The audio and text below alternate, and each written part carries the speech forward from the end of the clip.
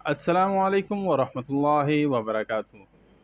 دوستو، ایک اور دینی ویڈیو کے ساتھ میں عمران خان آپ کی خدمت میں حاضر ہوں۔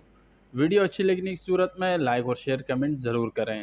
تو چلیں اپنی ویڈیو کا آغاز کرتے ہیں۔ میرے دوستو، اللہ رب العزت نے زمین کو پانی پر بچھایا، پھر اس پر بڑے بڑے پہاڑ ایسے حکمت سے گاڑے کہ اس کا جتنا حصہ زمین کے اوپر ہے اس سے کئی زیادہ زمین کے نیچے ہے، اور ان پہاڑوں نے زمین کو ہلنے سے روک رکھا ہے۔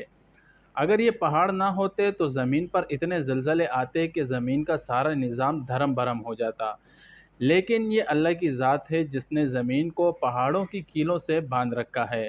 اللہ رب العزت قرآن کریم میں فرماتے ہیں، کیا ہم نے زمین کو فرش اور پہاڑوں کو کیلے نہیں بنائے؟ یقیناً یہ سب ہماری کاریگری ہے۔ آپس میں صلح کرانا۔ ابو داؤد کی حدیث ہے کہ رسول صلی اللہ علیہ وسلم نے فرمایا، کیا میں تم کو ایسی چیز نہ بتاؤں جس کا درجہ نماز، روزہ، صدقے سے بھی بڑا ہوا ہے؟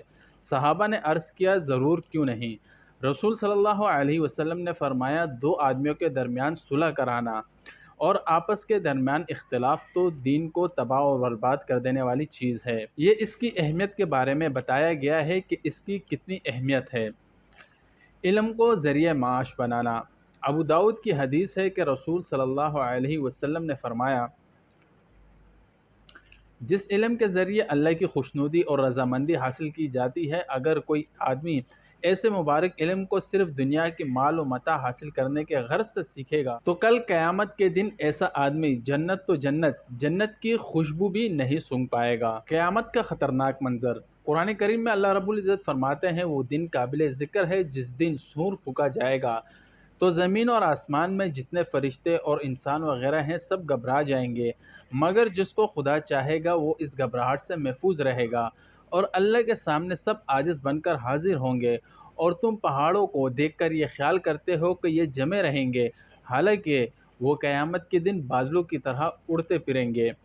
قرآن کریم میں اللہ رب العزت فرماتے ہیں، اللہ کے احکام کو ہنسی کھیل نہ بناؤ، اور اللہ نے تم پر جو احسان کیا ہے ان کو یاد رکھو، اور اس کا یہ احسان بھی یاد کرتے رہو کہ اس نے تم پر کتاب یعنی قرآن اور عقل اور حکمت کی باتیں اتاری تاکہ ان کے ذریعے تمہیں نصیحت فرمائے، اور اللہ سے ڈرتے رہو، یقین جانو اللہ ہر چیز کو خوب جانتا ہے۔